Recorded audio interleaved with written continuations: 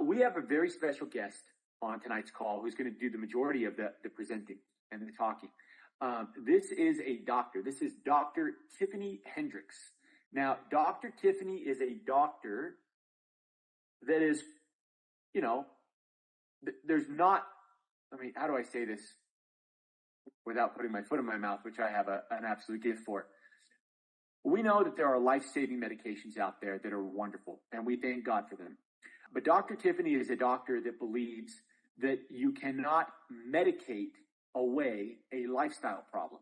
You have to fix the lifestyle problem. And so she's all about less prescriptions and more living. And Dr. Tiffany is actually a doctor that is kind of becoming quite a celebrity on social media, where she does educational videos and teaches people about metabolic health and teaches people about blood sugar and weight control and cholesterol and all these things. And so we invited Dr. Tiffany, and she accepted to come and be our special guest today. We want to give her a lot of love. Dr. Tiffany is going to be talking about metabolic health and specifically about insulin resistance. And then we're going to bring Dr. Tiffany back on for the end of the call for a Q&A, a live Q&A with those of you on the call. We have 300 people, just 281 people now that are on the live Zoom, and so many of you watching on different restreams. So Dr. Tiffany, I'll stop talking. We want you to take over, and we're so excited to hear from you. Thank you so much, Trent, and for all the love in the chat. Oh my gosh, I love all y'all too. So Trent was talking about me being on social media. One of the first things that I've ever said, I'm just a doc who's tired of writing prescriptions, bottom line. I'm just done. I'm done of writing 10 prescriptions for one person and then turn around having to write prescriptions for the side effects of the prescriptions. It was just too much. So I ended up getting certified in lifestyle medicine to talk about the root causes of conditions and learning how to coach and help people with that transition. And I was able to connect with people that showed me some tools to help my patients even more. And here I am. Now, metabolic health. Metabolic health is a global concern affecting people of all nations and people of all ages, right? But good news is we do have something that can help and do this naturally. Naturally, you can do it, but we also have tools that make that even easier. And when we're looking at the global health crisis, these stats are staggering. The global diabetes prevalence reportedly 6%, and in the US, up to 11% of the population living with diabetes, and 38% has pre-diabetes. And then when you look at how these numbers are even estimated to even project out to 2040, in the world, you're looking at 642 million people with diabetes by 2040. 642 million. Now, the U.S. health crisis stats, we're looking at the 10 top causes of death, and these are in high-income countries, really, not just the U.S. And you see heart disease, you see Alzheimer's disease, you see stroke, you see COPD, you see diabetes. But what's crazy is 9 out of 10 of these are actually preventable. They're lifestyle-related diseases. And so I have a colleague that has a book about reversing diabetes with what you're eating. And one of the things she says genetics are like loading the gun, but your lifestyle pulls the trigger. So just because you have people in your family with these conditions, that does not mean that you are bound to have these problems if we can make some changes and give you some tools to make it easier. This is not new news, and heart disease still remains to be the #1 killer for us in America. And just like the study that Trent was referring to, only 7% of Americans actually have good metabolic health. 7%. So that means there's a lot more people than we realize walking around with issues, and a lot of them don't even know or don't even have the tools to get better. And then you look at the fact that since all we really had as physicians were statin medications to treat or decrease the cardiovascular risk, the amount has increased 77% since 2008 prescribing that medication. And what's sad is that only helps 1 out of 10 people with preventing cardiovascular disease. Just one out of not 10, 1 out of 100. That's even worse. But lifestyle changes actually can reduce 39 out of 100. So why are we dealing with drugs, right? So when you look at metabolic health, there's plenty of ways to describe this. I picked one that I thought was pretty simple, easy to understand. How well your body can make and use energy from your food, helping your cells function at full capacity, okay?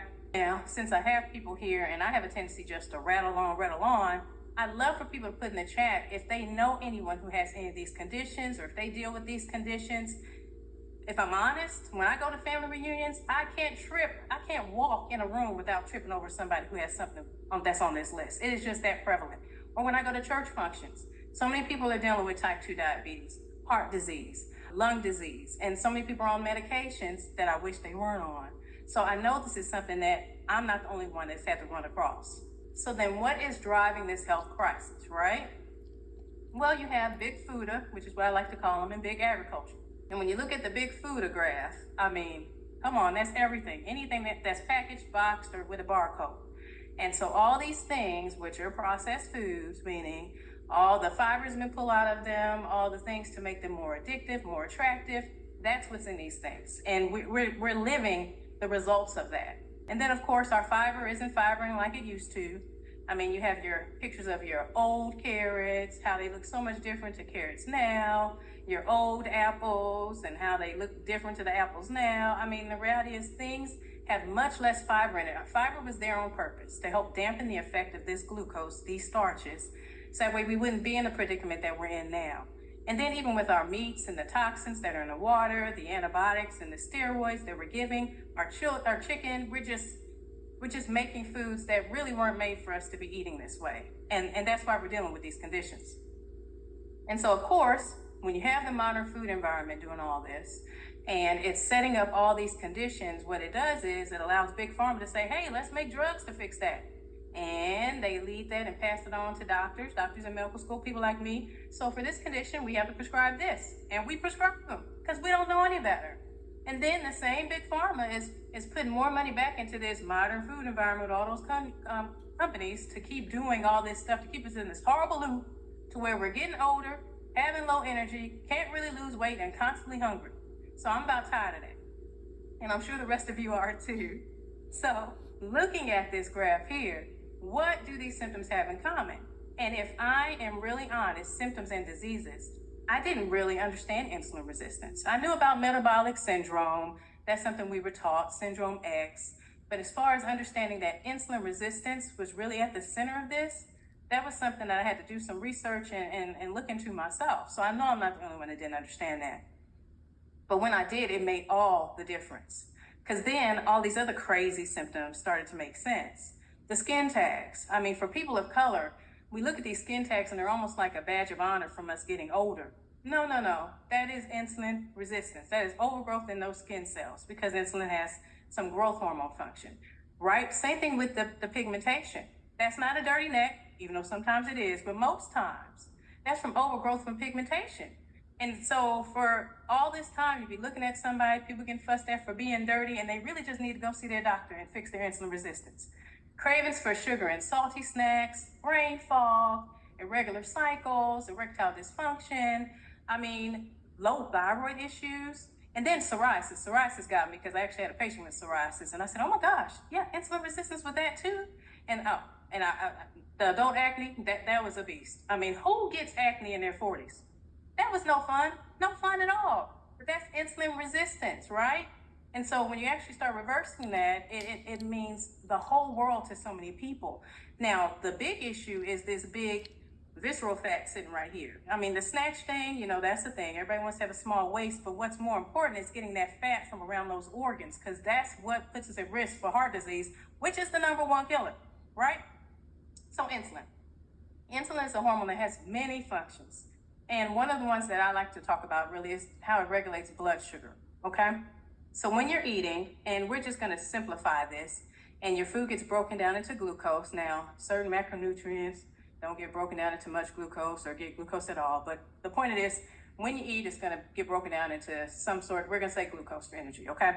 The pancreas is behind the stomach, and what it does is it releases insulin. That's this little purple circle here. And it does this to bring that glucose into the cell. And yeah, I stole this from Dr. Akin, I like this. But anyhow, it opens up a channel to be able to get that glucose into the cell to be used. So when you eat a meal that is high in carbohydrates, like in this graph we see here, it shoots up that dark blue line. That's your carbohydrate line, right? And because it was so high in carbohydrates, the insulin had to shoot up high too. And it kind of overshoots. It stays around too long, maybe 3 or 4 hours. And because it does that, that glucose line, that carbohydrate drops too low. And this is where you start to feel tired, start to feel hungry, start to get the itis that we talk about, like when you have those Thanksgiving meals or Christmas meals and you overdo it and everybody sleep after eating. It's because they're here, this reactive hypoglycemia period. And not only that, this is the time when you want to snack more. And so you want to snack again, but your insulin's already high. So then your insulin stays high, and so you have hyperinsulinemia. But then you also end up developing insulin resistance. If too much is hanging around, much like a teenager, your cells stop listening to it. And then, because of the way insulin likes to work on fat cells, when all this insulin is floating around, what do you think it does? It stores more fat, stores that glucose as fat. And if you're not a bear trying to hibernate for the winter, you don't want to store any more fat for later. I don't. So I say all this, and I say all the doom and gloom, and it becomes, there are 5 easy things to do. They are, and they're relatively easy.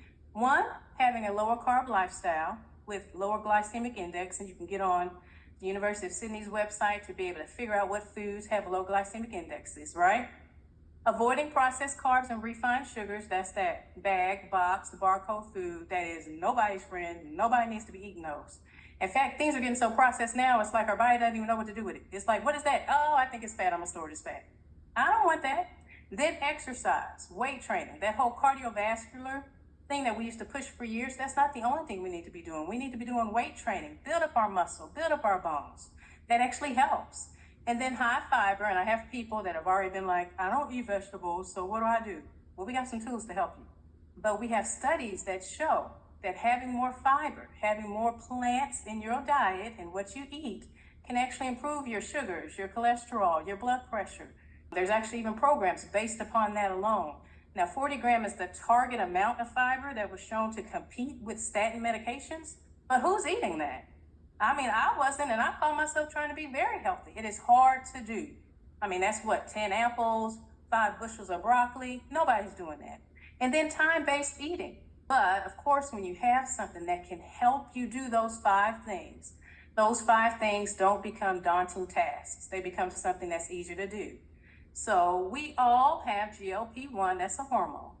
But the problem is we have not, with our lifestyle, not managing our stress, not eating the right foods, we don't respond well to that GLP-1 hormone.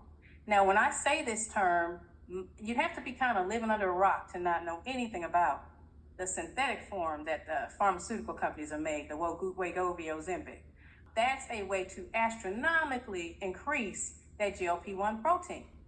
And when you do something like that, you end up having all these crazy side effects because you're kicking up the dosages way too much.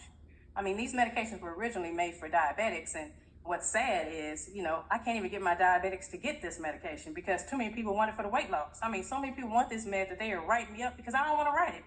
It's ridiculous. It goes on back order, people get mad, they start having side effects, and people stay on it despite the side effects.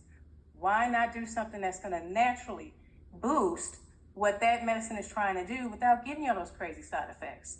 It allows you to be able to do one of those 5 things, well, maybe 2 of those 5 things, with just taking something naturally. And that's what the Unimate does. It allows you to end up boosting that GLP-1 protein 60% in a fasted state.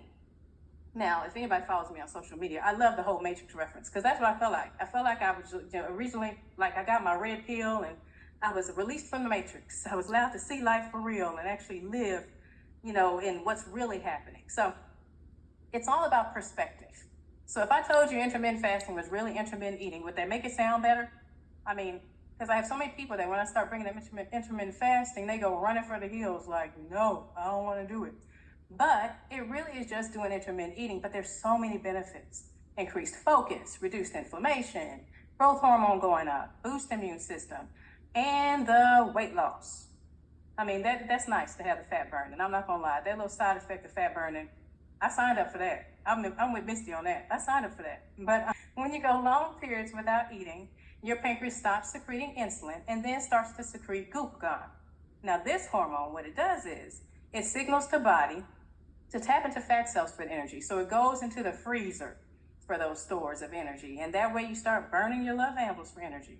Back to the 5 things you can do easily on your own. You can, especially with these tools. Help with the fiber, help with the fasting, and the low carb. It becomes a no-brainer.